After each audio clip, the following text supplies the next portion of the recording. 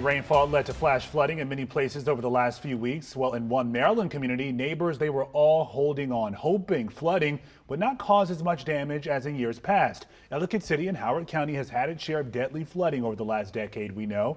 But our Matt Gregory shows us how changes helped this city weather our recent storms. Officials will tell you it's the geography of Ellicott City's downtown that makes it so prone to devastating floods. It's at the bottom of a hill. Several rivers and creeks converge there. It's led city and county officials to work on methods to prevent the devastation of those floods. And this week, they got a big test. Howard County officials say on Monday, 1.5 inches of rain fell in an hour. Video from one of the shops downtown shows how fast the rain came up. In Ellicott City, this is a frightening scene because in both 2016 and 2018, the downtown saw deadly 1,000-year floods. Heavy rain turned Main Street into a river, and in both storms, people died. Now, since then, Howard County has worked on several safety techniques. There are new water retention ponds, but officials say what was key on Monday was the new alert system.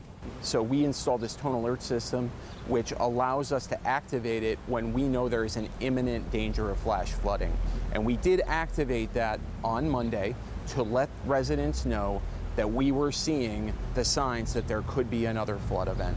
And what that did was let folks know in this immediate community that they needed to seek higher ground if they were not already on higher ground.